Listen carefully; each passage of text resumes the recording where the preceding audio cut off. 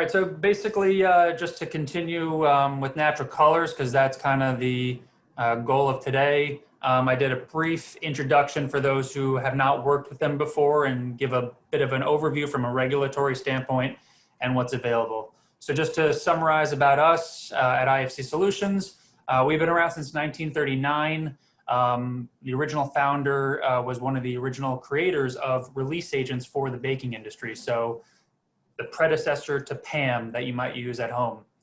And then in the 1950s, we got into food colors and ingredient blending. Our specialty is a more customer-focused approach that goes across the board for all of our lines. You know, a lot of things are not one size fits all. You know, people are always like, just give me the best of this. Well, the best for someone else might not be the best that works for you. Tell us a little bit about your product line. Tell us a bit about your process. It's not uncommon to sell two different products to the same company who has two different manufacturing plants making the exact same product. Just because one person has higher humidity or one person's at a higher elevation, there are so many things involved when selecting ingredients and processing aids. It helps to have someone who's willing to walk you through the process and customize for you. Outside of baking, we cater a lot of different industries, so we can't handle the confectionery space, meat and poultry for colors and release agents. We work with spice and flavor houses, work with beverages, cereal and extruded products, obviously baking, and then nutraceutical, personal care, cosmetics, and dairy.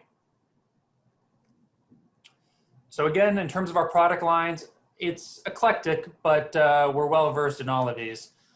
So food colors, again, FD&C, what's considered natural, mineral pigments, organic compliant and certified organic colors, and then offering them in unique formats that best suit your needs. So if you want powder, if you want a pre-dispersed or solubilized liquid, sometimes a paste is more preferred or a gel. And then we have color bits as well, which is a more unique product for the candy industry. We have our release agents. Again, highly customizable, prevent food products sticking to equipment. So if you're having issues with things not popping out of molds or getting stuck on conveyors or cutting equipment, we have solutions to help with that. Lecithins, similar to other emulsifiers, these are nice, clean label, natural or organic options. And then we offer them in liquid or powder versions. And then again, we have other natural and organic ingredients like glycerins, oils, things like that. So in terms of colors, a study found that when choosing food products, 40% of consumers preferred items made without artificial colors. So it's not the majority, but it is the growing population. The main thing to understand is there's a difference between two different segments of colors. So there is what's considered batch certified, which in the US would be our FD&C colors. These are also called synthetic colors. And these are ones derived from coal tar byproducts. These are very safe. Samples during manufacturing are actually sent to the FDA, or if you're in another country, to your regional government. Every sample is evaluated and then approved and given a certification number. That's why they are batch certified. You can't sell it as FD&C Blue 1 unless the government has given it the thumbs up.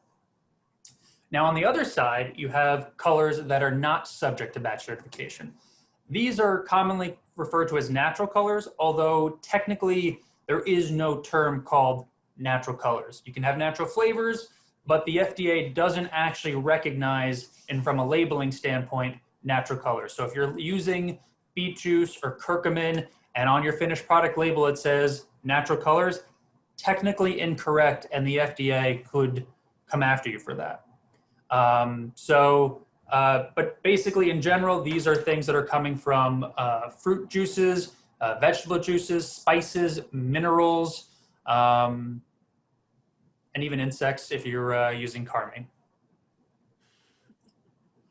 In terms of regulation, the natural colors, or just colors in general, are part of the 21 CFR section 73 subpart A. So if you're not familiar with the CFR, It's basically just all the regulatory guidelines by the FDA. And this particular section goes over all the ingredients that are approved that are not batch certified. So again, the natural colors for products. And it even goes over where each one can be used. So for instance, not all colors have been approved across the board. So beet juice can be used in any food as long as it's, in a GRAS level, generally recognized as safe. But spirulina has limitations. Really, the only limitations are not a health or safety concern. It's that no one really paid the money to do all the studies to get it approved by the FDA. So it doesn't mean it's not safe, it just means it hasn't been approved yet. So something to keep in mind for certain ingredients and colors.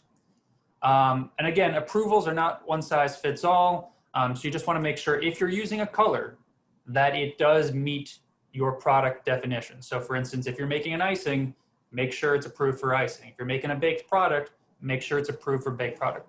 Your color supplier should help you with this, but it's not uncommon for things to not get transferred in terms of information. So we often try to work with our customers to tell them what is the legal approach to colors. In that same vein, in terms of what's approved for what applications, because there are limitations, there are also opportunities. So for instance, in the US, so I know there's a lot of international people on the line, but basically in terms of the US, there's only one natural green approved on that CFR list that I mentioned, and that's sodium copper chlorophyllin. This is only approved. Someone only did the research and had it approved by the FDA for citrus-based dry beverage mixes. Chances are if you're in baking, you don't use that. You don't make that product, and therefore you can't really use it as a colorant. So what that means is you get someone like us to make a custom blend for you. The benefit is, sodium copper chlorophyllin only has one shade of green, and when we can take a blue and a yellow, we can make multiple shades of green. Different concentrations, a little bit yellower, a little bit more teal, a little bit more bluer. So that's one of the nice benefits. So this kind of gives you a rough outline of what types of ingredients you can see on that CFR list. This isn't everything, and it will vary country by country. But this just gives you a rough idea of what you might find. And these are really common things you might even already be consuming. Some of the more unique ones will be things like spirulina extract, which comes from algae. And then fruit juice is pretty common. Caramel is pretty common. So you're probably already using a lot of these anyway. Overall, these are kind of broken down into different types of products. So there are or I should say chemical types. So there's anthocyanins that would cover a lot of the vegetable juices and some of the fruit juices. These are most commonly red, purple, or blue. Now, earlier I mentioned about stability concerns, and this kind of goes into where each one has different sets of stability. So for anthocyanins, these are not considered pH stable. They will actually fluctuate shade depending on the pH they're in. So you might get a very bright red at a pH of 3, or when you move it into a dough that's more neutral, you'll get more of a blue or purple. So you got to make sure you're using the right option for your pH. Overall, though, these are very heat stable options, also very light stable. But if you're not in its preferred pH zone, they will have a tendency to fade quicker or shift color. Carotenoids, so these are things coming from carrots or tomatoes, things like that. Reds, yellows, oranges, very pH and heat stable, very light stable as well.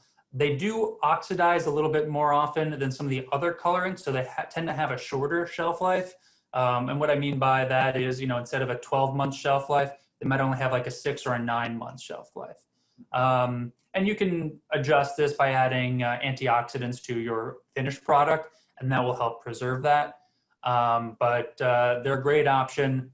The only and the other thing that's really good with them is they're good for both oil and water-friendly applications. Bettenins, these are found in beet juice extracts and beet root.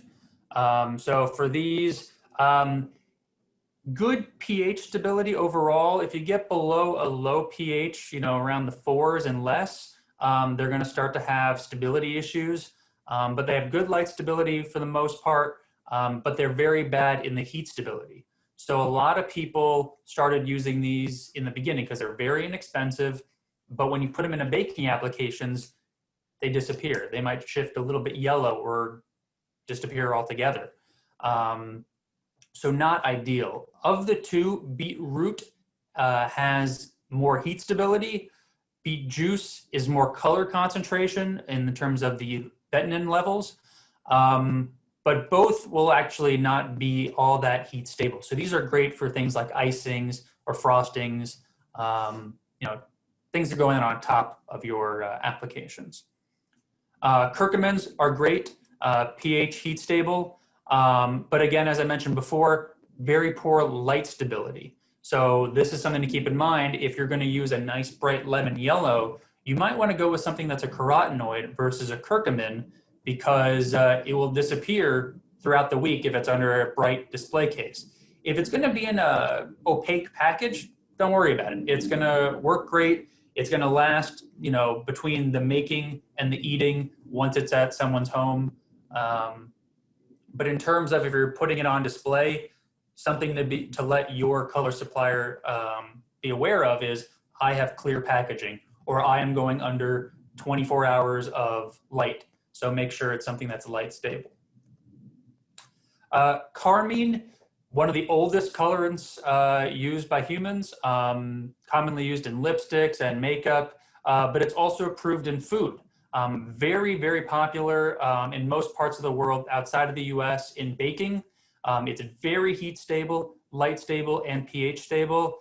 So it's one of the better, most color intensive natural colors.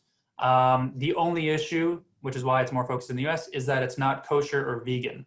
A lot of other countries don't put as much of a concern on kosher, so it's more commonly used in other areas.